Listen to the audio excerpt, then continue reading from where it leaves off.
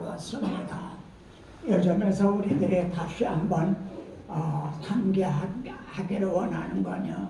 바울이 문자대로 하면은 3주일, 한 달도 안 되는 동안에 데살로니가 지방에 복음을 전해서 교회가 세워졌습니다.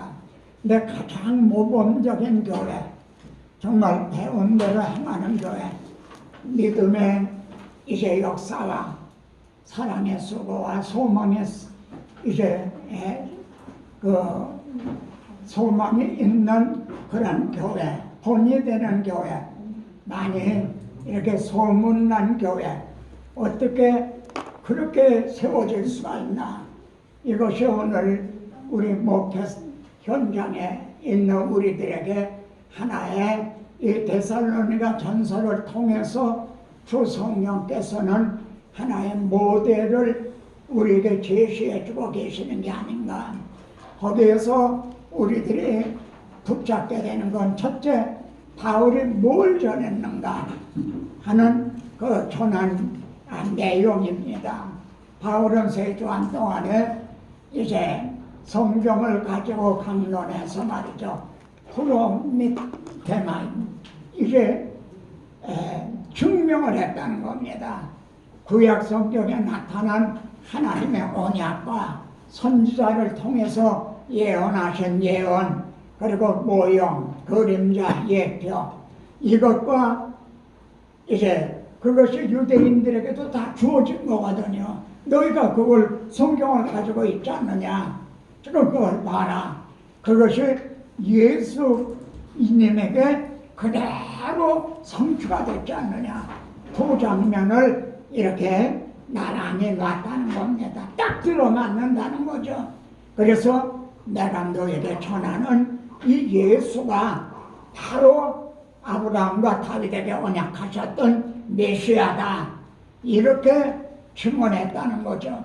그래서 성령이 듣는 사람들에게 믿음을 주시고 거듭나게 해주셔서 단시일 내에 그렇게 본이 되는 교회가 세워졌습니다. 이제 그러다가 환난을 만나게 됐는데 바울은 1장부터 5장까지 매 장마다 주님은 재림하신다, 우리를 영접하러 오신다, 이 주님의 재림을 그렇게 강조를 했습니다. 그랬더니 이 데살로니가 성도들이 이걸 받고 좀 분별력이 부족해서였을까요? 아니면 너무 과열이 돼서 그랬을까요? 이제 주님이 곧 재림하신다 그래가지고 이제 규모 없이 행하는 그런 사람들이 나타나게 된 겁니다.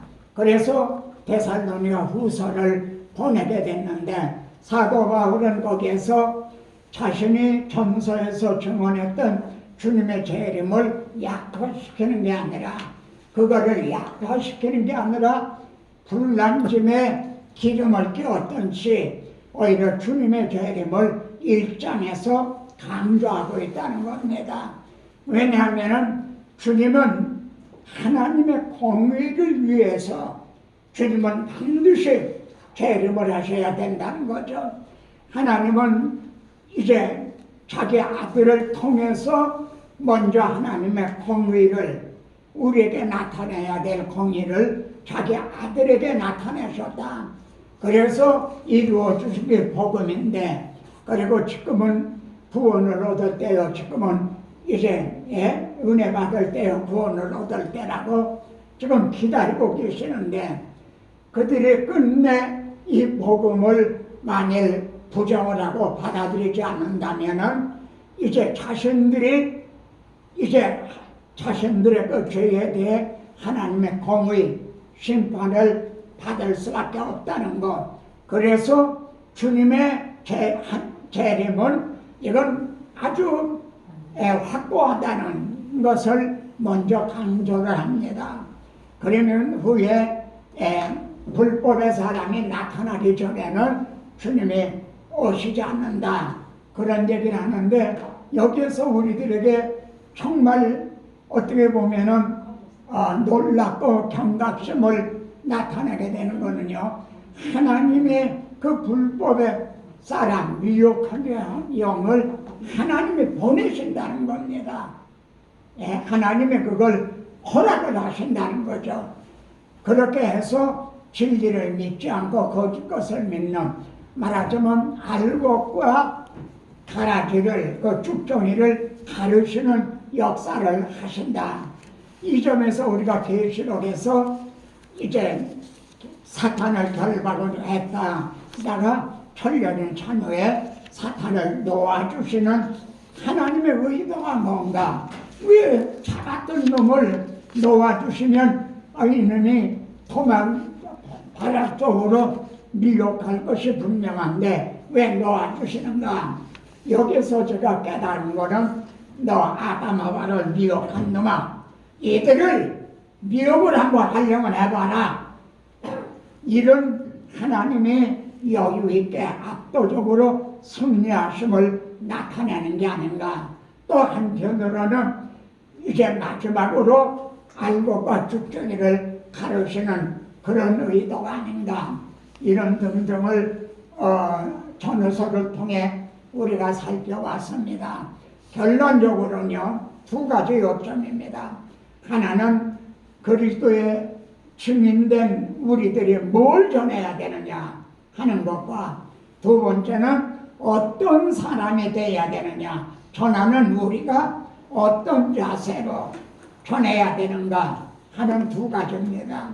그런데 정말 원치 아니하게 오늘의 실정을 살펴보면은, 증인, 너희는 내 증인이라 했는데 주님의 증인 노릇을 하지 아니하고 오히려 그 귀한 시간을 다른 엉뚱한 그런 설교만 하고 있는 게 아닌가. 설교의 내용도. 두 번째는 우리가 너희에게 어떠한 사람이 된 걸 너희가 아는 바다. 하나님이 내 증인이시다. 바울은 그렇게 말씀하고 있는데, 오늘 하나님의 말씀을 맡은 대언자들이, 전 거기서 이걸 생각했어요. 저를, 여러분을 청와대 대변자가 있죠. 청와대 대변자, 수석 대변자, 뭐 이런. 그렇듯이 우리들은 하나님의 대변자, 말씀을 대언하는 자로 세움을 받은 거예요. 그러니 우리들이 이 말씀을 전하는 자세가 어떠해야 되는가. 지금은 제가 이 넥타이를 풀었습니다만, 저는 심지어 중국에 가가지고 말이죠, 그 열악한 환경 속에서 할 때도 첫 시간은, 그리고 마지막 시간은 꼭 정장을 했어요.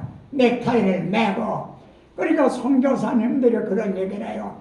아니 목사님, 이 선교 현장에 왔는데도 그렇게 정장을 하고 넥타이 매고 그러십니까? 그런 얘기하는 걸 들었어요. 저는 두 가지를 얘기했습니다.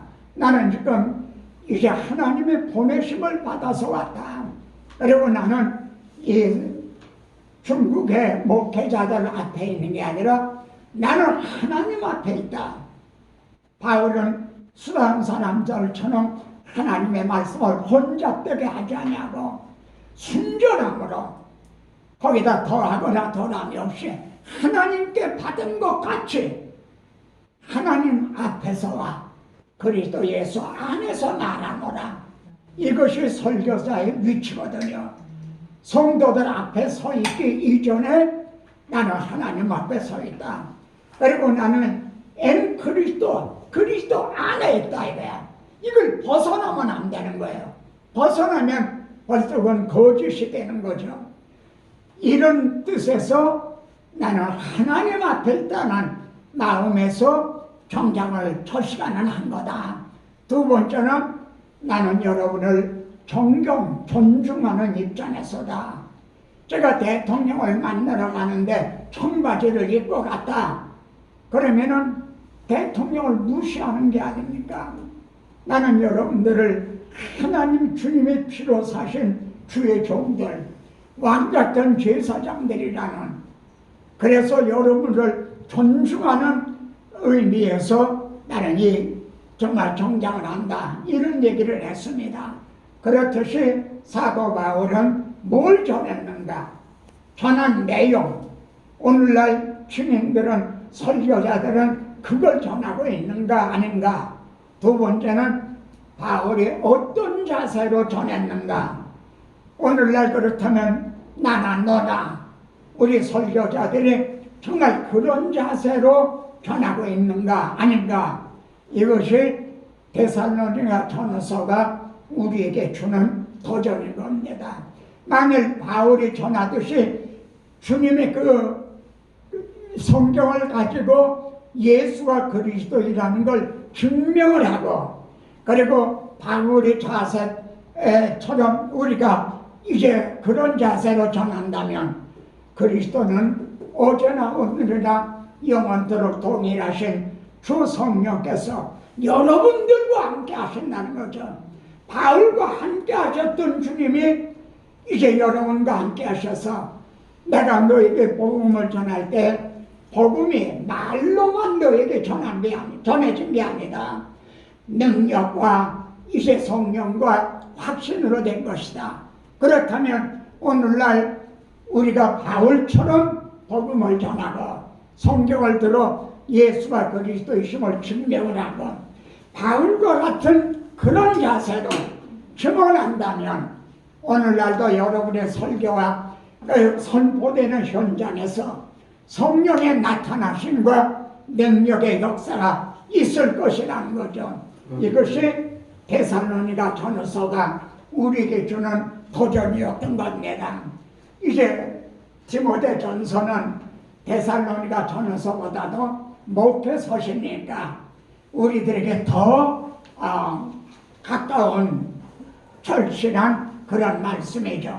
제목을 하나님의 집에서 이렇게 행하라.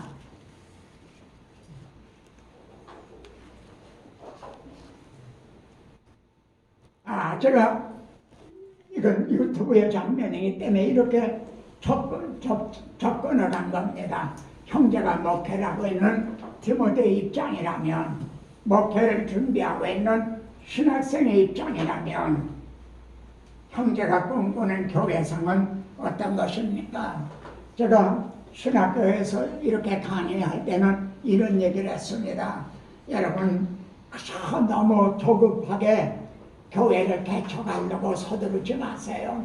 교회를 개척을 너무 이제 가벼운 마음으로, 쉬운 마음으로 교회를 개척해서 그러다 잘 안 되니까 이제 또 옮기는 거야. 이리 옮기고 저리 옮기고 말이지. 보따리 장사꾼처럼 말이죠. 그러지 말아라. 정말 모세가 시내산에 올라가서 40일 동안 하나님 앞에 기도하듯이 그때 하나님께서 이제 그 성막 계시 그걸 다 보여주잖아요. 성막은 어떻게 하라, 뭐 범죄는 어떻게 만들어라, 뭐는 어떻게 하라, 뭐 제사장의 복장은 어떻게 하라, 어떻게 하라, 그걸 쫙 말씀을 했어요. 그걸 길게 말씀을 하다 보니까 모세가 내려놓은 것이 더뎌진 거예요. 그래서 안에서는 금송아지를 이제 섬기고 오린 거죠. 그렇듯이 모세가 그렇게 한 것처럼 정말 나는 이 교회를 개척을 하면 어떤 교회,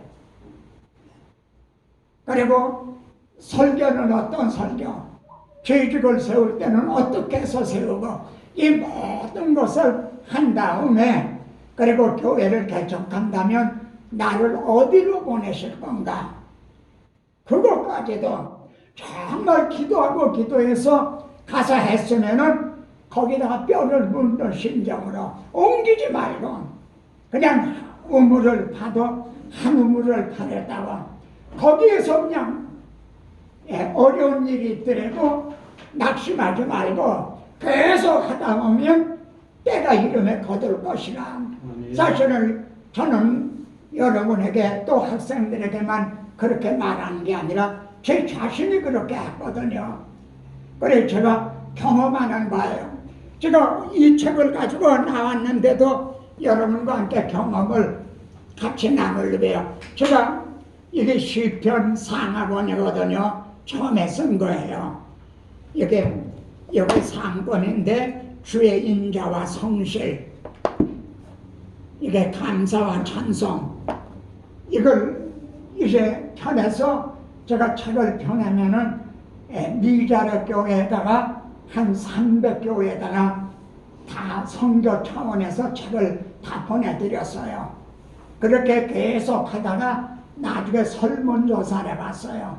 이제 보내드린 책 중에 어느 것이 어느 책이 가장 좋더냐. 그랬더니 어떤 분은 뭐 로마서다, 창세기다 그런 분이 계셨지만 어떤 분은 시편이다 그런 걸 얘기를 했어요. 저도 이 시편이 참 좋거든요. 시편은 보물창고와 같아요. 정말 여기에는 백과사전과 같아요. 다 들어있어요. 주님의 탄생, 주님의 고난, 주님의 이제 그 부활, 주님이 승천하셔서 하나님 우편에 앉아 계실 거, 재림하실 거, 시편 안에 다 들어있단 말이에요. 너무나 이렇게 간략하게 써가지고 아쉬워서 말이죠. 그래 다시 이걸 써서 한 1500페이지 되는 이렇게 두꺼운 걸 상중하로 펴냈잖아요. 지금 시편이 그렇게 되어 있습니다. 500페이지 정도 되는 게 상중하로 되니까 전부 하면은 1500페이지 정도 되죠. 그리고 이거는 단종이 되네. 끝난 거예요. 이건 그냥 폐기한 거지. 이제 좀 잘 구체적으로 쓴 게 나오니까. 그런데 이걸 찾는 거예요, 자꾸. 예? 이거 없냐? 왜 이게 더 좋은데? 왜냐면은 상중하는 좀 전문적이네요. 이렇게 두꺼우니까. 근데 요거는 요약을 해놓은 거거든요. 그러니까 조금 좀 깊이 들어가지 못한 분들은 이게 좋단 말이에요. 그리고 이걸 활용하기가 좋아요. 3일 저녁이나 주일 오후나 심지어 제자 훈련이나 큐티나 이건 한 편 한 편을 요약을 하는 거기 때문에 이번에 이거를 다시 타자를 해가지고 이걸 다시 살렸어요. 아마 책에 곧 나오게 될 겁니다. 그런데 제가 뭘 말씀드리려고 하냐면 제목을 뭐라고 붙일까? 이들은 주의 인자와 성실. 그러면은 이건 부제목으로 하고 원제목을 뭐라고 갖출까? 시편의 핵심. 처음에는 시편의 진수 이렇게 됐어요. 시편의 진수. 진수란 뜻 아시겠어요? 네. 일본말로 에키스라고 그러죠. 에키스. 이렇게 진국이다. 시편의 진수. 그런데 이게 젊은 사람들에게 잘 어필될 것 같지가 않아요. 그래서 시편의 핵심 또 그렇게 해봤어요. 그러다가 시편의 요약 이렇게도 해봤어요. 무슨 시편과의 만남 뭐 여러 가지 제목들을 하는 중에 어떻게 정했는가? 어느 게 좋은 것 같아요? 여러분은 그걸 놓고 정말 기도를 하는 거지. 기도를 하면서 하나님 이걸 뭐라고 이름 좀 하나 지어주세요. 이삭이라 하나 이렇게 지어주신 하나님 이 책도 다시 이렇게 빛을 보게 됐는데 하나님 이름 좀 하나 지어주세요. 그렇게 기도했더니 하나님이 이름을 지어주셨어요. 성경에 보면은 하나님의 선하심을 맛보아 알지니라 이런 말씀 있잖아요. 선하심. 또 히브리서에는 의의 말씀을 경험하지 못한 자요. 이 초시나 먹고 단단한 식물을 먹지 못하는 사람은 하나님의 의의 말씀을 경험을 못 해봤다는 거지. 그런 말씀이 있는데 물론 제 귀에 들리는 음성으로 하나님이 정해 주신 건 아니에요. 저는 그런 문제가 하나 있으면 그냥 정말 잠을 제대로 자지 못할 정도는 그냥 매달리는 거죠. 그런데 뭐라고 주셨냐면은 주님이 천국은 뭐라 그러셨어요? 침노하는 자다. 그래요. 밭에 간 주인 보아와 같으니 그러셨잖아요. 그래서 유레카 그랬죠 내가. 우리 유 대표에게 유레카 그러면서 이름을 뭐라고 줬냐면 시편에 간 주인 보아. 그래서 상권은 이대로 주의 인자와 성실, 그리고 하권은 감사와 찬송. 그렇듯이 말해요. 하물며 책 한 권을 내는데도 제목 하나 붙이는데도 그런 해산의 수고를 하듯 하거든요. 가볍게 붙이는 게 아니에요. 스탄다르라는 작가가 있죠. 그분이 어느 책을 하나 냈어요. 근데 정 팔리지가 않는 거야. 그래서 겉장을 다 뜯어버리고 제목을 다시 붙였어요. 달과 6펜스. 제목이 이상하잖아요. 근데 베스트셀러가 된 거야. 그러니까 내용은 그대로인데 겉장만 바꿨더니 제목 하나 붙이는 게 사실 그렇게 중요하거든요. 하물며 교회를 개척하는 장소를 어딘가 거기다 말뚝을 받는다. 또 교회 이름도 이래 정한다. 이게 그렇게 쉽사리 이랬다 저랬다 할 문제가 아니거든요. 그러니까 너무 서두르지 말고 모세처럼 정말 40일 그렇게 하듯이 해서 나를 보내시는 곳이 어딘지 거기에 갔으면 아주 거기서 뼈를 묻어라. 그러면 되는 거예요. 그런 정신이면. 그래서 이 디모데 전후서는 우리들에게 그런 점을 또 이제 전해주고 있습니다. 디모데 전서를 보내게 된 거는 뭐 이런 점은 여러분 잘 아시는 내가 마게도냐로 가면서 디모데를 보내요 에베소로 보냈어요. 바울은 마게도냐로 가면서 디모데를 에베소로 보낸 거는 거기에 다른 교훈을 가르치는 자들이 있다는 거예요. 만일 내가 지체하면 너로 하여금 하나님의 집에서 어떻게 행해야 될 것을 알게 하려 합니다. 그래서 디모데 전서를 기록을 하게 된 거죠. 여기에서 이런 말씀이 나와요. 내 연소함을 나이가 젊었던 것 같아요. 글쎄 한 20대 30살 안짝이었던 것 같아요.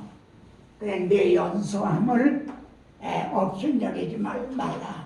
그러니까 목회자의 권위는 말씀의 권위거든요.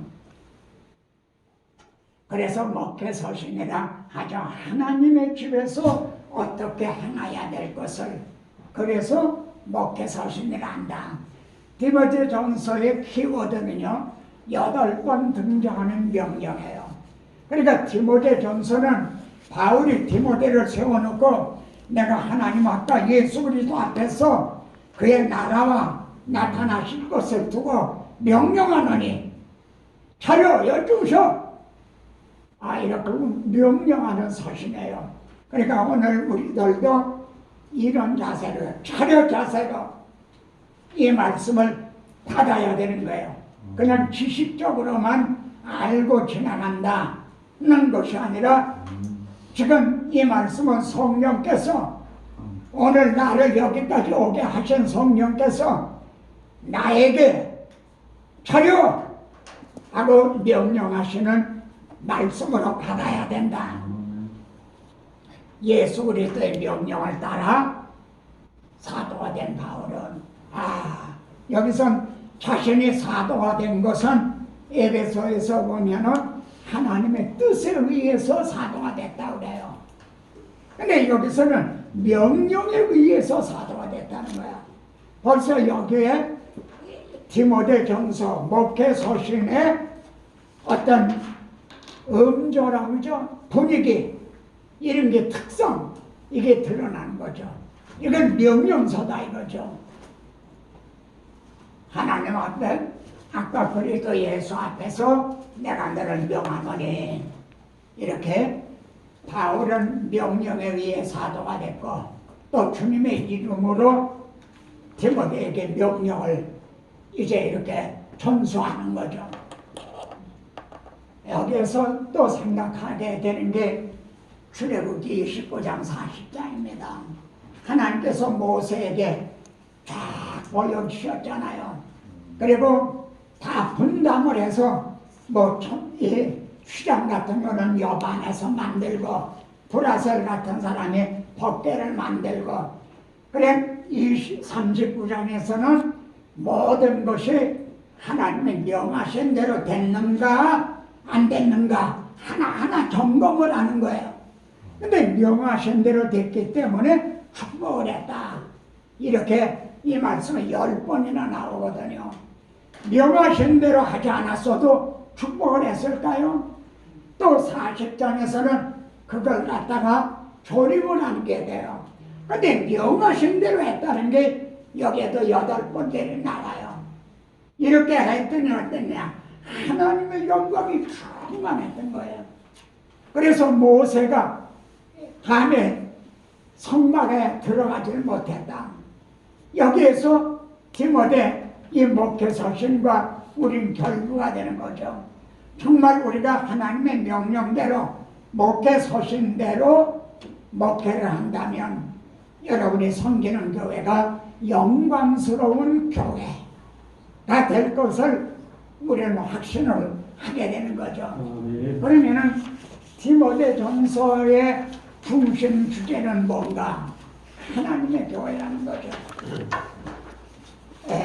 다시 말씀드립니다만 제가 모든 면에서 중심 주제, 핵심 이 말을 자주 하거든요.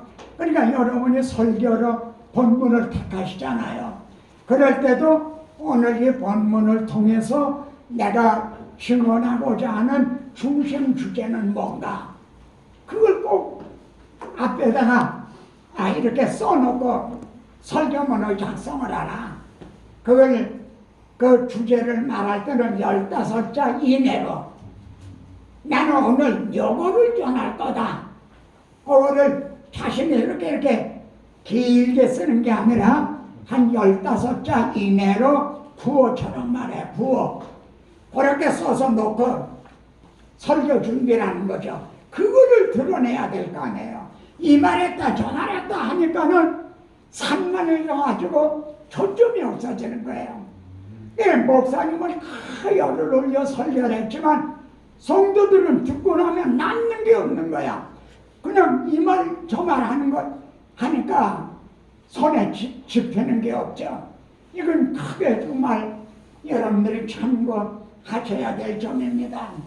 그러니까 디모데전서의 중심 주제는 하나님의 교회다. 하나님의 집에서, 이 집은 살아계신 하나님의 교회요. 이게 디모데전서의 중심 주제인 거죠. 하나님의 자기 피로 사신 교회를. 저는 이 말씀에서도 너무너무 감동을 받는 게 있죠. 우리 교회라는 말을 얼마나 쉽게 말합니까? 그리고 흔히 교회가 얼마나 많습니까? 그러니까 이렇게 말해도요, 그냥 용서하고 들으세요. 교회가 너무 천혜정같이 흔해 빠져서 무식을 당하고 그냥. 그러나 성경은 하나님이 자기 피로 사신 교회다. 아멘. 이렇게 말. 저는 여기에서 이보다 더 영광스럽게 표현할 말이 있다면 바울은, 이게 바울의 진술이거든요. 밀레도에서 고별 설교할 때 한 말이에요. 이보다 더 영광스러운 표현이 있다면은 바울은 그걸 썼을 거다. 그런데 하나님이 자기 피로 사신 교회라는 거, 이거보다 더 영광스러운 표현이 어디 있겠습니까? 아멘. 바울은 젊은 디모데에게 이제 에베소를 보내면서 말이죠. 하나님의 교회를 섬기게 하는데 어떻게 섬겨? 경험이 부족하고 아주 연소하니까 바울이 자기의 그 노하우라고 할까요? 그걸 써서 보낸 거죠. 목회서 진 거죠. 그러니까 디모데전서의 중심 주제는 교회, 하나님의 교회다. 그러면은 다음으로는요, 중심 주제가 교회라면 그럼 핵심은 뭔가? 이렇게 우리는 더 파고 들어가는 거죠. 파고, 거기가 교회냐 아니냐? 참 교회냐? 거짓 교회냐? 뭘로 그게 분별이 되는가? 그냥 십자가만 걸어놓으면 교회인가? 진리에 이제 여기 교회 기둥과 터가 진리여야 한다는 거죠. 진리. 그 교회의 복음 진리가 단단해서 선포되느냐 아니냐에 따라 참교회와 거짓교회가 구분이 된다는 거죠. 그도다 경건의 비밀이요. 경건이라는 말이 9번이나 나옵니다. 그리고 전후서에 말이죠. 진리라는 말이 디모데 전서 후서 여기에 11번이나 나옵니다. 그러면은 진리가 뭔가? 교회, 디모데 전서의 중심 주제는 교회다. 그러면은 그 디모데 전서의 핵심은 뭐냐? 진리다. 기둥과 교회 기둥과 터가 진리여야 된다는 거죠. 그래야 그 교회가 참 교회라는 거죠. 그러면은 다음으로 묻게 되는 거냐? 그럼 진리가 뭐냐 이거야. 그 다음에 진리가 뭐냐? 이걸 묻게 되잖아요. 우리는 결론부터 얘기하면 내가 길이고 진리다. 진리를 알지니 진리가 너희를 자유하게 하리라. 진리를 알지니 아들이 너희를 자유하게 하리라. 주님이 곧 진리거든요. 그러면 주님이 어떻게 돼서 진리가 되셨는가? 주님이 어떻게 돼서 진리가 되셨어요? 그는 육신으로 나타난다 되시고 아멘. 육신을 입고 나타나셨어요. 그러니까 진리가 뭔가 그거를 지금 이제 전하는 얘기입니다. 그는 즉 그리스도는요 영으로 의롭다 하심을 받으시고 이거를 로마서 1장 4절하고 결부시키면 죽은 자 가운데서 주님이 부활하심으로 하나님의 아들로 이제 거기 인정을 받으셨다는 거죠. 그래 주님이 죽은 자 가운데서 부활하심을 통해 진실로 그분은 하나님의 아들이셨다. 그럼 세 번째는요 천사들에게 이제 보이시고 이런 본문들은 좀 참고로 살펴보시기 바랍니다. 만국에 전파되시고 세상에서 믿은 바 되시고 영광 가운데 올려주셨나니라.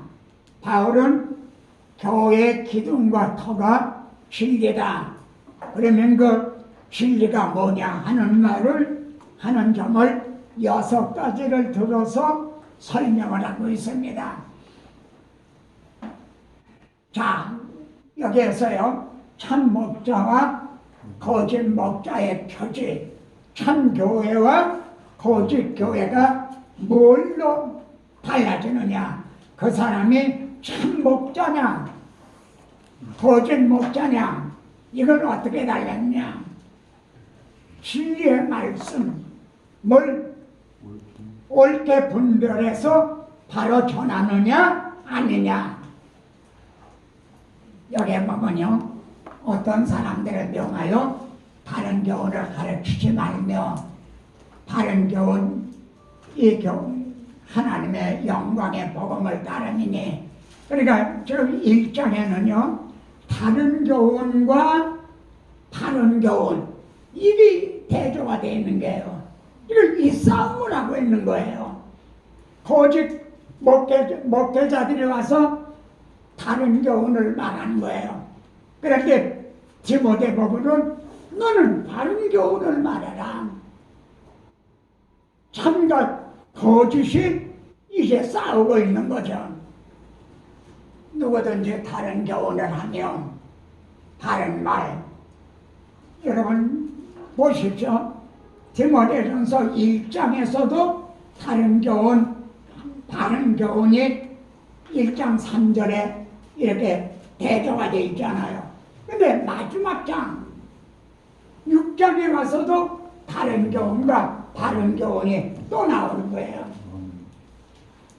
여기서 우리가 알게 되는 건 바울이 내가 선한 싸움을 싸웠다,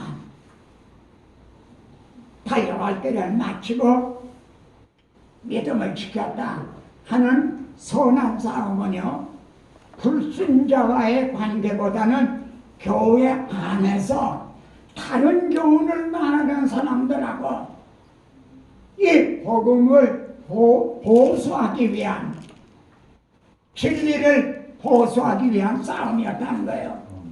그리고 내가 믿음을 지켰다는 것은 마지막까지 변질이 되지 않았다. 여러분, 목회자들이요 많이 변질이 되잖아요. 처음에는 정말 진실하고 했는데 나중에 변질이 된단 말이에요. 근데 자신은 마지막까지 나는 믿음을 지켰다, 변질이 되지 않았다, 이런 뜻인 거죠. 그러니까 참교회와 거짓교회, 참목자와 거짓 목자의 뭘로 분별되느냐? 진리입니다. 그 교회 강단에서 진리가 선포되고 있느냐 아니냐. 목회서신에서 촉구하는 바가 무엇일까요? 선한 싸움을 싸우라는 명령입니다. 바울 자신도 선한 싸움을 싸웠죠. 디모데 보고도 선한 싸움을 싸우라는 거죠. 그리고 지금 여러분에게 선한 싸움을 싸우라. 다른 사람 어찌든지 그러나 너는 달라야 된다는 거죠. 보시며 아들 디모데야, 명하노니 너를 지도한 예언을 따라 그것으로 선한 싸움을 싸우며 선한 싸움을 싸워라.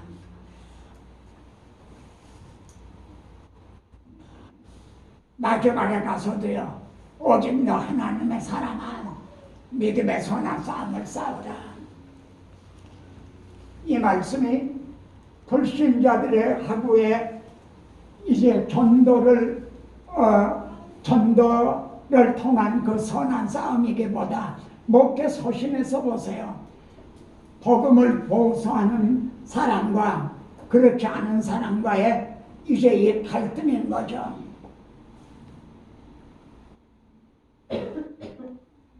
이를 위하여 내가 부르심을 받았다.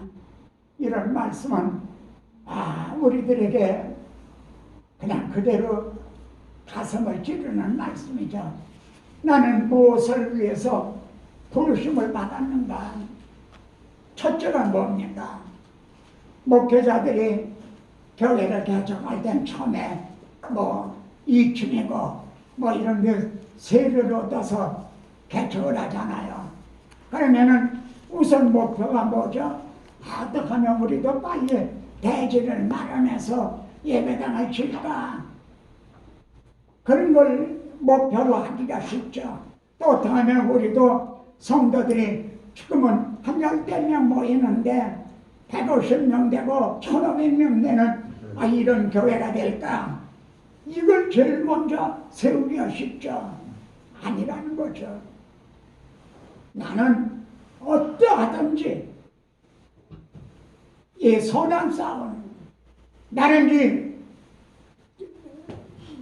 글쎄요, 또 뭐 간증이 되고 자랑이 되기가 쉬운데, 저는 주님을 처음 만났을 때 제 책 소문이 그렇게 돼 있잖아요. 나는 이 책을 예수 그리스도와 복음을 증언하기 위해서 썼습니다. 이건 제가 주님을 처음 만났을 때 약속입니다. 그렇듯이 한 5년 동안을 자비량하여 가면서 목회를 했어요. 얼마나 노동을 하고 했는지요. 그때가 주민등록을 좀 만들고 그럴 텐데 이 지문 찍잖아요. 지문이 안 나오는 거야. 다 달아 없어져가지고. 그러니까는 순경이 앉아있잖아요. 지문 찍을 때는 순경이 앉아서 하거든요. 나를 얼굴을 쳐다보더니 아가서 손 좀 씻고 오라는 거야. 손이 더러워서 그런 줄 알고. 왜 그렇게 했습니까? 교회가 부흥이 되든 아니 되든 그거는 두 번째, 세 번째고, 나는 주님과의 약속대로 이 복음을 예수 그리스도와 이 십자가밖에는 자랑할 것이 없다. 이를 위해서는 저는 이렇게 자비량 목회를 해야만 되겠더라고요. 그렇지 않으면 흔들리게 되잖아요. 바울은 디모데에게 그렇게 명하고 있는 거예요. 첫 장에서 1장에서 그러고요. 마지막 장에서도 같은 말을 다시 한번 강조하고 있는 거죠. 그러면은 장별로 한번 봅시다. 1장에서 누구를 상대로 선한 싸움을 싸우려 하는가? 다른 교훈을 말하는 이 사람들과의 선한 싸움이죠. 그러니까 다른 교훈을 전하는 어떤 사람들, 이 사람들은 안 믿는 사람이 아니에요. 교회 밖에 있는 사람이 아니에요. 게다가 평신도가 아니에요. 지도자예요. 설교자예요. 디모데가 싸워야 되는 것은 이들과의 선한 싸움이었던 거예요. 예쁘다 모든 사람이 받을 만한 이 말이요. 그리스도 예수께서 죄인을 구원하시러 세상에 임하셨다 하셨도다. 죄인 중에 내가 됐으니라. 그 가운데 후메네와 알렉산더가 있으니 오늘날도 누구누구가 있으니 이럴 수가 있죠.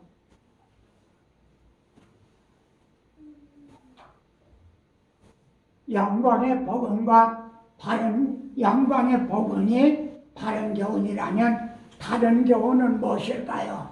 다른 교훈이 뭘까? 그들은 무슨 다른 걸 뭘 전하냐? 신화와 끝없는 족보.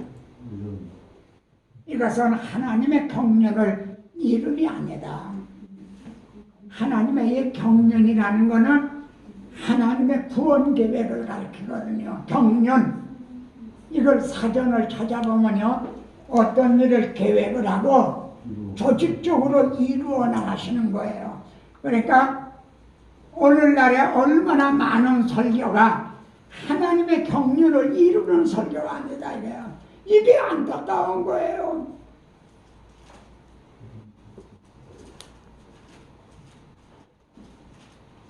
그런데 여기서요, 나는 다른 교훈을 말하지 않는다.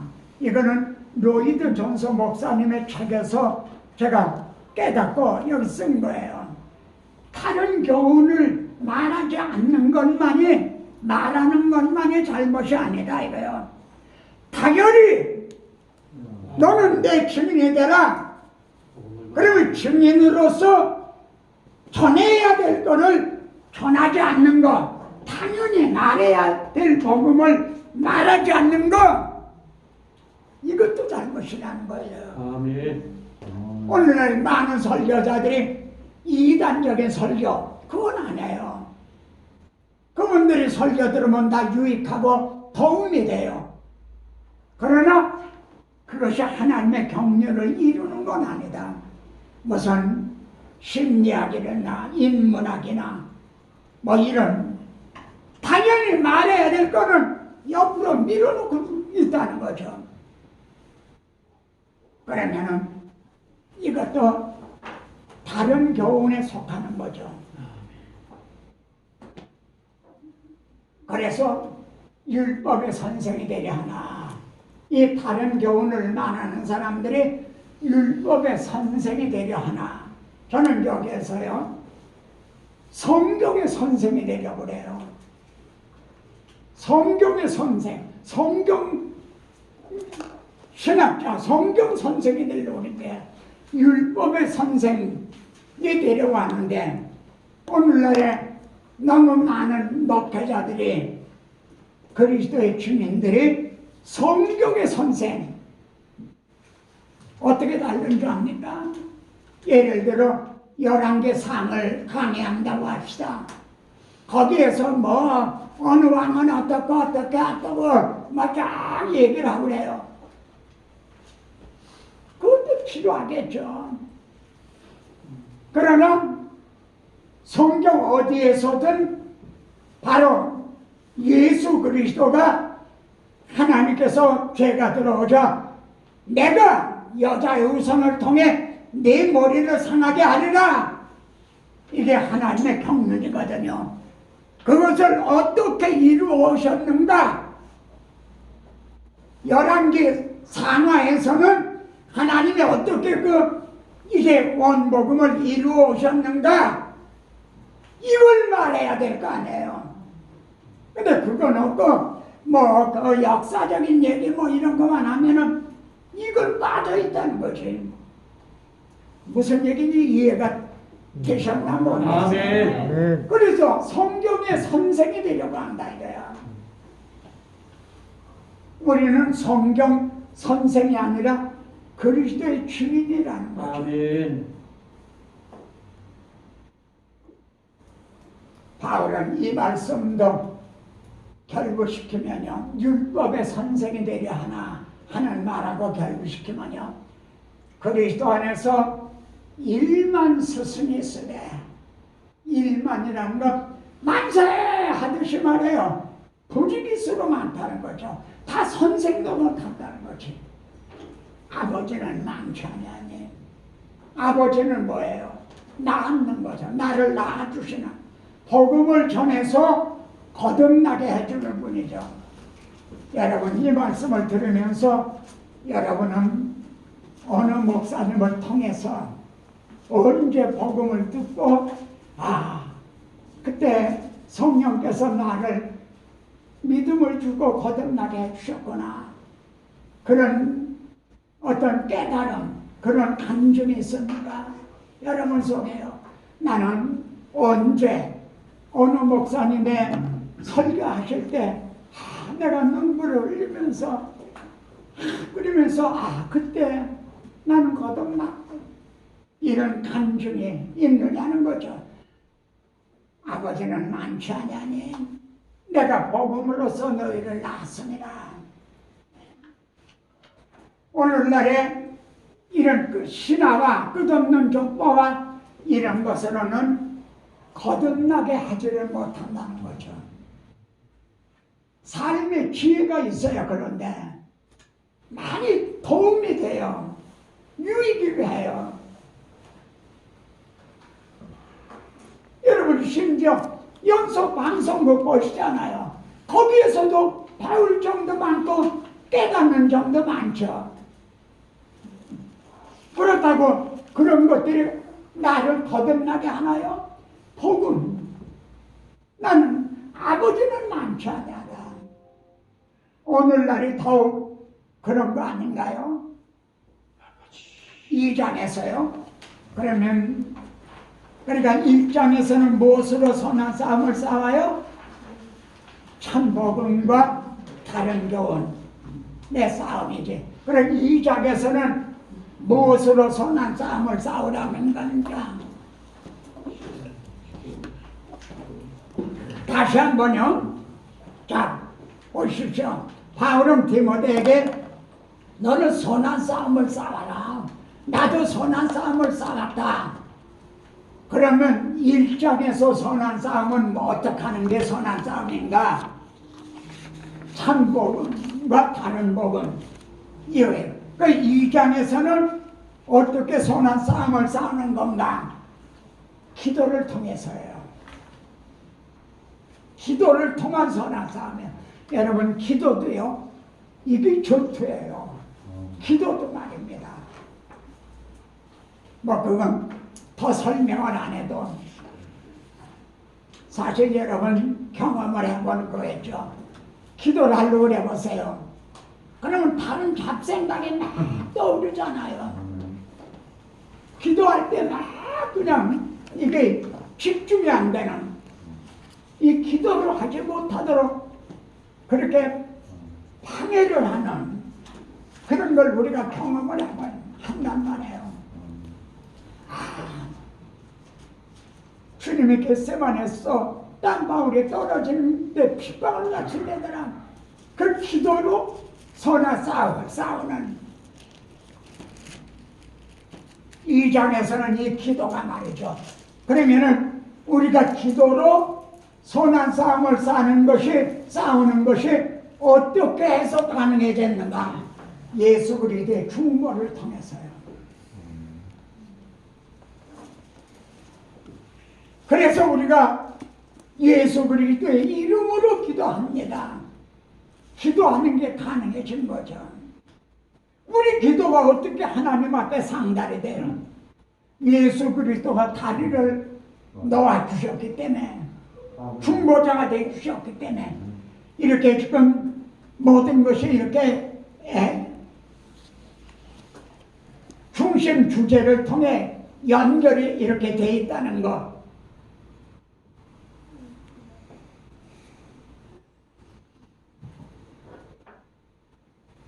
주님이 잡히시던 날 밤에 다락방 강화 요한복음 14장, 15장, 16장. 근데 거기에 두 기둥이 있어요. 하나는 내가 떠난 후에는 내가 너희를 고아와 같이 버려두지 않고 호에서 성령님을 보내주겠다. 두 번째는 이름을 주고 가셨어요. 내 이름으로 기도해라. 아멘. 명함을 주고 인간 도장을 주고 가신 거예요. 그래서 우리가 기도로 싸울 수 있는 선한 싸움을 싸울 수 있게 됐다는 것이 2장의 요약이라고 할 수가 있죠. 여기 2장을 이렇게 도표를 하면요, 기도와 간구 이렇게 하나,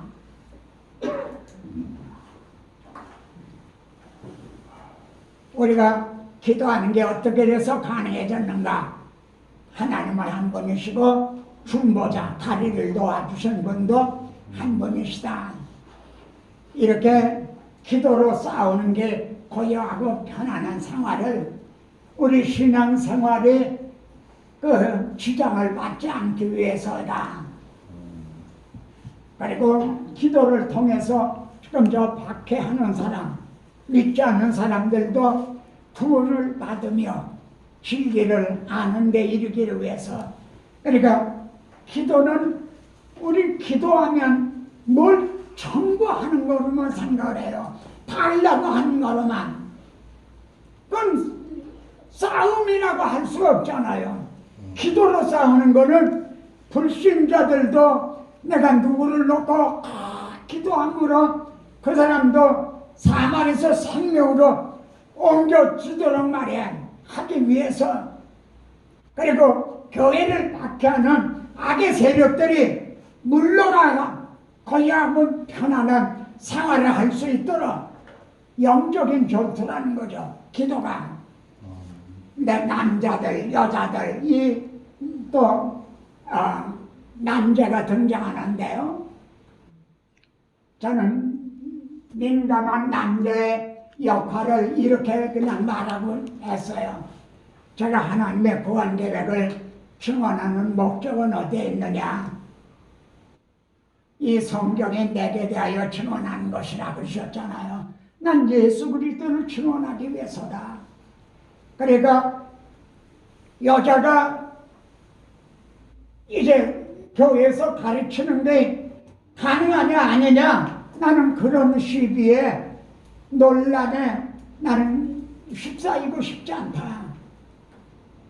나는 누가 남자냐 여자냐가 누가 또 이 성경에 내게 대하여 증언하는 것이라 했는데 누가 더 이 복음을 바로 전하느냐, 나는 그걸 강조하고 있다. 아멘. 이렇게 어떻게 보면 그냥 논란에 그냥 말려들진 않고요.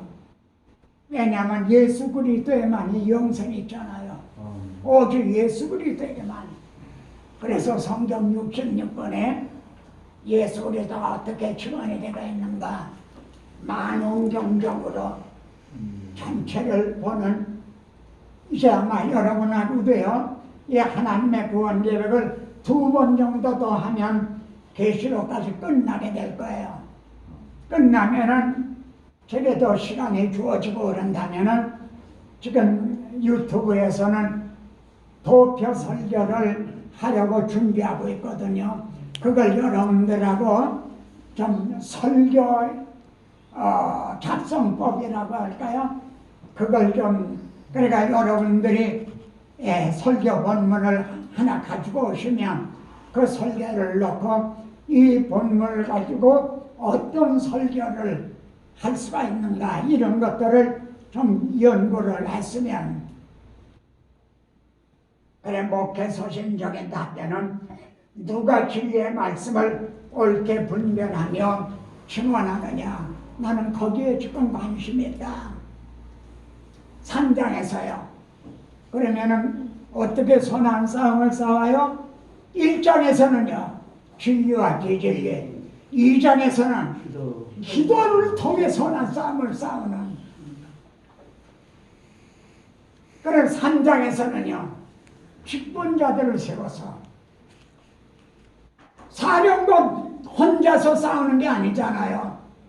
거기에 뭐 군단장도 있고 사단장도 있고 연대장도 있고, 그러니까 누가 정말 목사님 여러분과 함께 멍해를 같이 하고 생사를 같이 할 수 있는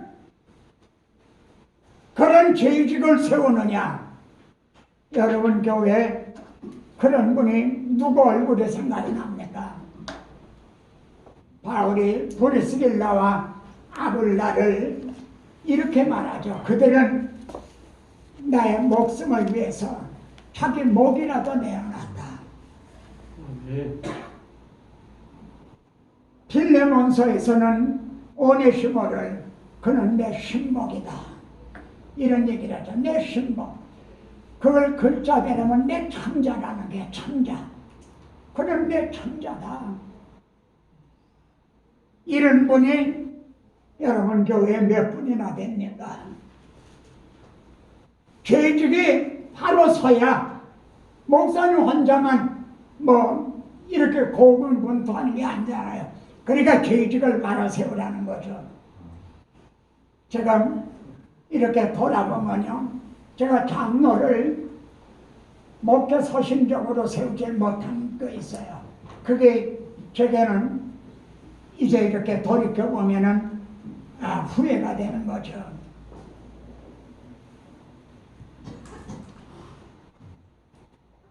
왜 장로를 그렇게 잘못 세우게 되느냐 하면요, 그분을 우리 교회 나온 지도 오래고 또 많이 충성도 하고 그러는데, 장로를 세우지 않으면 이분이 또 딴 교회로 갈 것 같기도 하고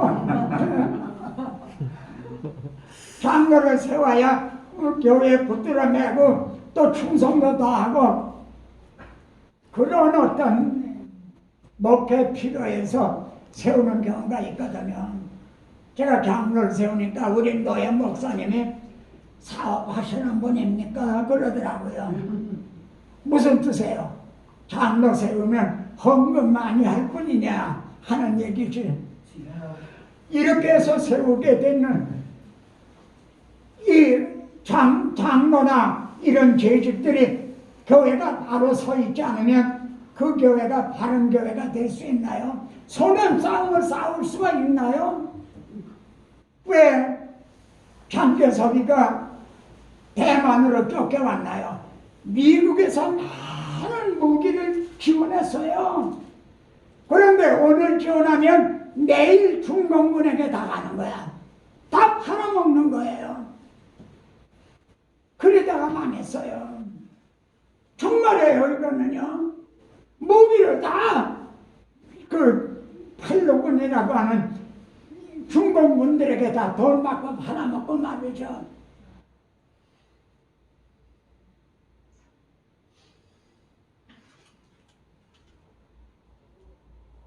그러니까 이렇게 간동원 집사는 자기 집을 잘 다스려 살아있게 앉아가 말지며 외인에게서도 선한 증거를, 외인은 믿지 않는 사람이거든요. 그런데 적의 장로야, 즉 장로래. 성불합제를 받는 경우가 있고, 그 사람 장로감이지, 자격 있어. 믿지 않는 사람들에게서도요. 그렇게 선한 증거를 얻은 사람이래야 세우라는 거지. 그리고 믿음의 비밀을 가진 사람. 바울은 복음의 비밀이라는 말을 하죠. 믿음의 비밀. 이걸 뭐라고 구체하게 설명을 해야만 되겠습니까? 믿음의 비밀. 이 사람은 흔들리거나 그러지 않을 사람이죠. 믿음의 비밀, 그리스도의 비밀, 이걸 믿는 사람, 이 사람이 믿음의 비밀을 가진 거죠. 그리스도의 비밀, 복음의 비밀에 확고하게 서 있는 사람, 이 사람이 믿음의 비밀을 가진 사람이죠.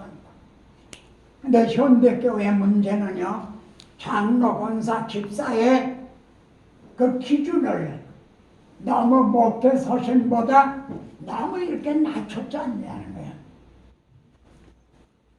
박현세 일을 하도 대박 한 거 아니냐. 자, 사장.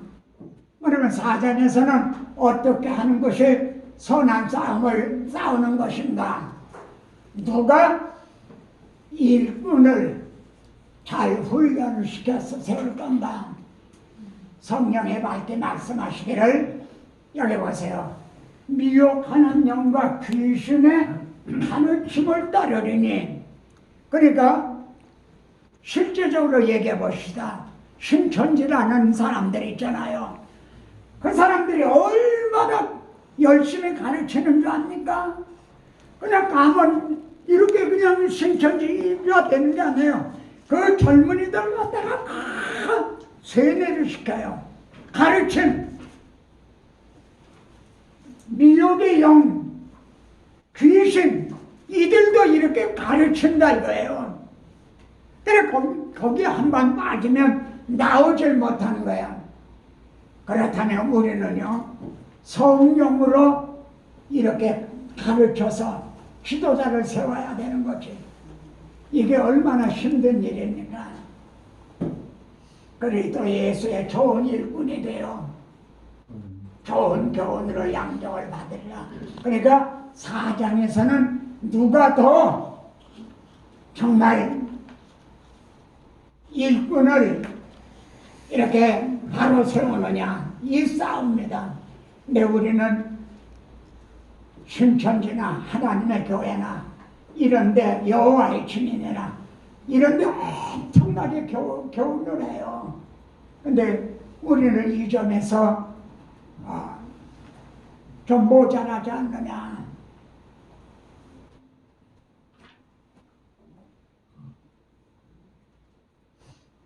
이건 예화입니다. 여러분, 비행기 한 대하고요, 군인 하나 하고 어느 게 더 중요합니까? 비행기는 뭐 한 달에도 하나, 탱크도 그렇게 만들 수 있어요. 그러나 병사 하나는요, 적어도 20살, 20년이 걸린다 이거야. 이건 예화인데 여러분 교회에 정말 충성스러운 제자 하나는 하루아침에 되는 게 아니다. 1, 2년에 되는 것도 아니다. 10년, 20년. 근데 그게 너무 힘이 드니까 목사님들이 이거를 더구나 이 개척교회 이제 이런 미자리 교회에서는 이걸 감당을 못하는 것 같아요.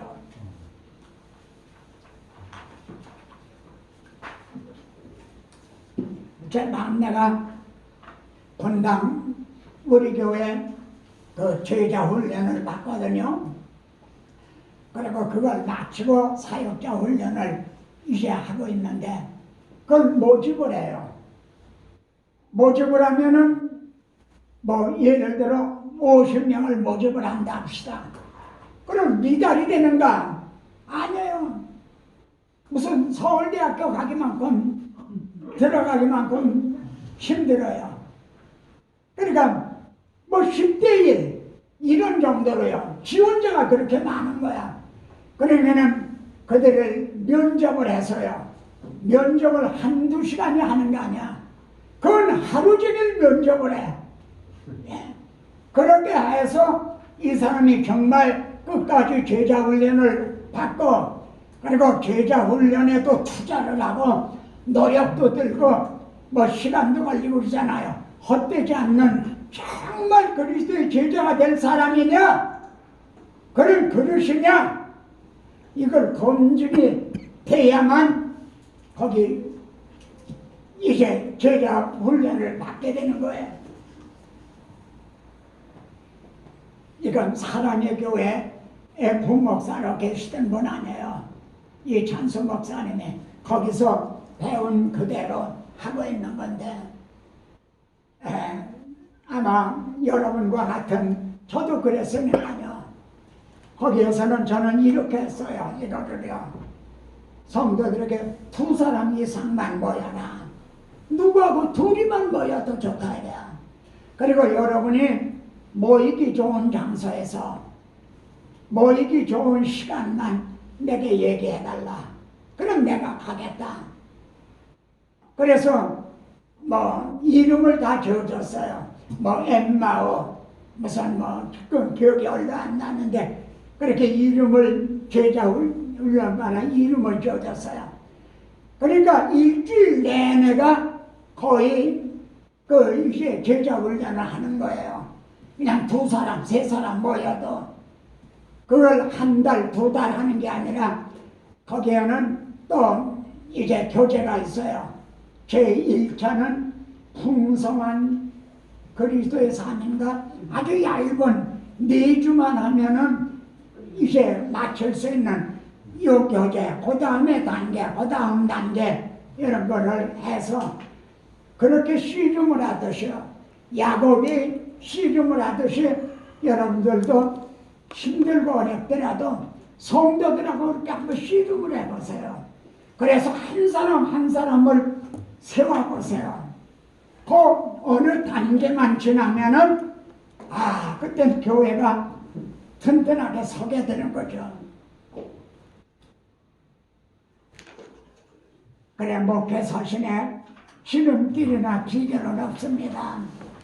이게 옥하는 목사님 제자 훈련 책에 나와요. 배우든지 가르치든지 하나, 둘 중에 하나 해라. 그래서 내가 이럴 때까지 읽는 것과 권하는 것과 가르치는 것에 전념하라.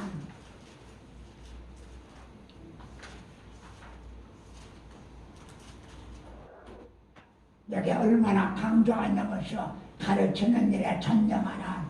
전심전력하여 가르침을 살펴 이 일을 계속을 하라.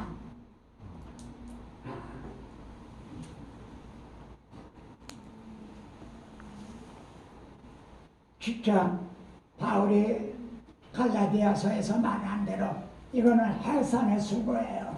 해산의 수고를 통해 한 사람의 제자가 세워져요. 5장 어떻게 하는 것이 선한 싸움을 싸우는 것인가? 5장에서는 이런 말씀이 나오죠. 늙은이를, 젊은이에게는, 늙은 여자는, 젊은 여자는, 그러니까 교회를, 가정을 다스리듯 이제 작은 교회, 큰 가정, 교회는 하나님의 집인데 큰 가정, 작은 교회, 가정들은 작은 교회고, 그러니까 5장에서 강조하는 바는 말하자면 아버지에게 하듯 해라, 어머니에게 하듯 해라, 내 가족의 행복을 하듯 해라. 저같이 이렇게 나이를 들게 되면요, 이런 깨달음을 얻어요. 바울이 디모데 보고 내 사랑하는 아들 디도 보고도 그랬어요. 바울의 육신의 아들은 아니잖아요. 그렇듯이요, 이렇게 시간의 연조가 오래되다 보게 되면은 혈육의 자녀만이 자녀가 아니에요. 그거보다는 주님이 말씀한 대로 내 혈육의 자식은 하나님의 뜻대로 살지 않는다. 근데 내 혈육의 자식은 아니지만은 정말 어느 성도가 정말 하나님의 뜻대로 살려고 그러면 그게 내 형제고 내 모친이고, 누가 내 형제고 내 모친이냐? 내 이제 혈육의 자녀보다 그걸 초월하게 되는 거죠. 자, 6장에서는 어떻게 하는 것이 선한 싸움을 싸우는 것인가? 마지막 장에서도 1장에서 말씀한 바른 교훈, 바른 말, 이거를 다시 한번 재차 강조합니다. 믿음의 선한 싸움을 싸우라, 영생을 취하라. 그리고 바울은 최고의 정칭을, 영광스러운 칭을 하죠. 너 하나님의 사람아. 이 구약에는 선지자들을 하나님의 사람이라고 부르죠. 바울은 여기에서 그 젊은 디모데를 너 하나님의 사람아. 그리고 예수 그리스도 앞에서 너를 명하노니 이 명령을 지키라.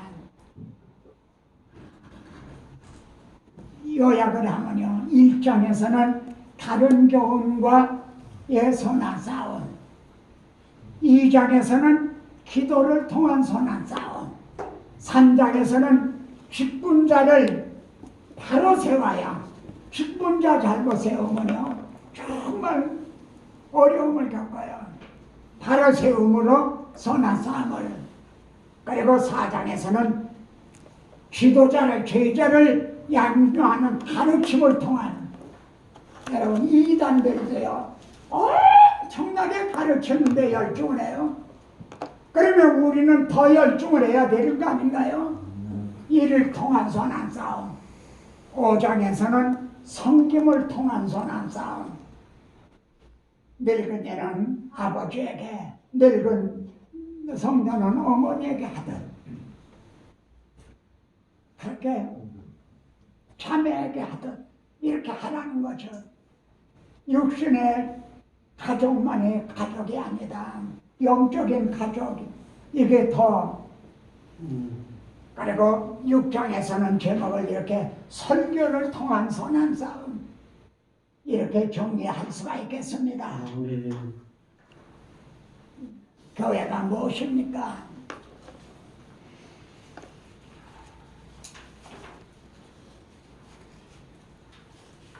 하나님의 피로 사신 교회.